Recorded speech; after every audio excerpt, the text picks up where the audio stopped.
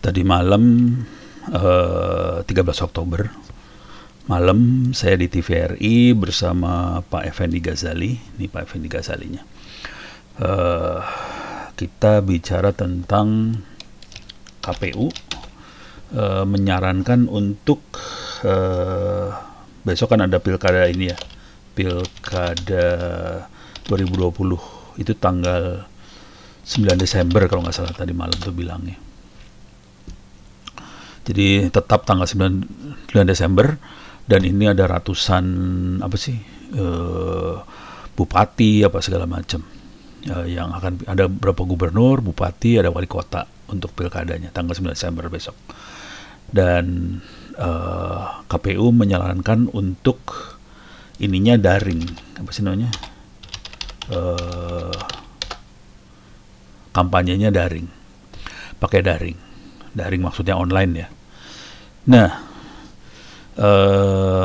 teknik yang dipakai adalah semua pasangan calon daftarin ke KPU ininya akun-akun daringnya, terus mereka mulai kampanye online. Cuman ternyata yang dideteksi cuman sekitar 200-an dari berapa ribu, 6 ribuan tadi, cuman 200-an aktivitas daringnya. Itu aktivitas yang didaftarkan kayaknya. Nah, sekarang tadi malam ngobrol-ngobrol segala macam, saya kayaknya deteksi ada yang nggak daring gitu, nggak online sih sebenarnya. Jadi KPU berharap para pasangan calon melakukan kampanye online, daring itu. Cuman kalau kita lihat sejarahnya atau pola yang dipakai secara konvensional, kalau ini paslon, saya jadi ngikut-ngikut istilah-istilah kayak gitu ya, paslon, padahal ini pasangan calon. Baru tahu gue, parah. Ini biasanya teknik yang dipakai adalah kalau ini punya ada masa, jangan masanya pakai gambar aja ya. Ini masa atau masa kesannya gimana ya, calon pencoblos. Jadi teknik yang dipakai selama ini kan adalah satu arah, komunikasi satu arah. Jadi biasanya komunikasi satu arah, kemudian plus dangdut. Kalau katanya Pak Effendi Ghazali, plus dangdut. Jadi tekniknya selalu gini yang sering dipakai. Jadi calon pencoblos dikumpulkan, terus dia komunikasi satu arah, melakukan orasi segala macam satu arah, janji apa segala macam, kalau saya dipilih saya kerjakan apa segala macam, terus dangdut. Itu oke untuk media lama.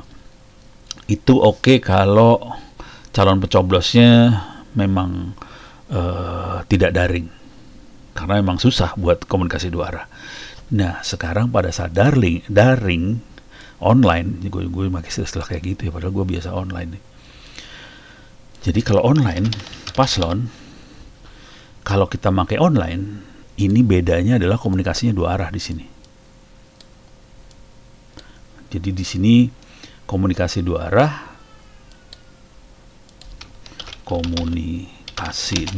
ini beda banget ya. Terus minus dangdut. Oke, artinya apa? Ini komunikasi benar-benar daging semua nih. Daging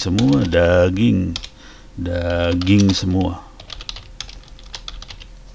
Dan ini akan keras komunikasinya. Artinya calon pencoblos bisa bereaksi terhadap apa yang dibicarakan paslon. Buktinya apa? Anda mau janji seperti ini, apakah Anda punya track record seperti ini? Jadi konsekuensinya di sini akan sangat kritis. Daring dan sangat kritis. Ini yang mungkin banyak paslon nggak biasa dengan ini. Nah, yang jadi masalah juga, bukan masalah kali ya, kalau mau menang, pasangan calon ini harus bisa merangkul calon pencoblos yang umurnya masih muda. Jadi karena mereka akan nentuin siapa yang menang, siapa yang kalah tuh sebenarnya yang usia muda. Jadi mahasiswa plus SMA kelas 3 kali ya. Yang 17 tahun tuh kelas 3 apa kelas 2 ya? Kelas 2 atau 3 SMA lah. Kelas 2, 3. Oke, jadi ini akan menentukan siapa yang menang. Konsekuensinya pada mereka ini rata-rata online. Dan mereka ini kritis. Dan untuk menggait mereka, tidak bisa caranya tolong kumpul di Zoom ini terus kita ngomong, nggak bisa. Apalagi ini rata-rata bokek, nggak punya duit, suruh Zoom dengerin ini, mendingan gua nge-YouTube. Jelas. Jadi nggak gampang buat merangkul ini semua. Jadi pertama, dia dua arah, komunikasinya tidak ada dangdut, daging semua yang sudah dikomunikasikan, sangat kritis, kritikannya tajam, kejam, keras. Dan yang dirangkul adalah anak-anak muda seperti ini yang nggak bisa dirangkul seperti biasa. Kalau ini tidak dirangkul, mereka nggak akan nyoblos. Konsekuensinya pilkada bisa gagal nih urusannya. Jadi kalau mau berhasil, ini harus difasilitasi sih supaya bisa berinteraksi dengan paslon ini. Kalau sampai mahasiswa sama anak-anak SMA yang muda-muda ini sampai yakin bahwa paslon ini yang terbaik, mereka akan datang dengan sendirinya ke tempat pencoblosan dan akan nyoblos. Tapi kalau paslon-paslon ini tidak berhasil merangkul mereka, mereka tidak akan datang ke tempat pencoblosan dan pilkadanya bisa gagal, KPU bisa jelek sebenarnya namanya kalau sampai tidak bisa merangkul ini. Jadi merangkul anak-anak muda ini penting, dan anak muda ini tidak, terutama yang sekolah ini, tidak dengan mudah dirangkul dengan cara-cara lama yang komunikasinya satu arah dangdut. Mereka harus komunikasinya dua arah. Jadi ini barangkali yang penting yang ingin saya sampaikan dari diskusi semalam, tapi saya nggak ngelihat sih sebenarnya. Ininya nggak terlalu keluar, karena mindset sebagian besar, karena pembicaranya semua orang-orang tua sih ya.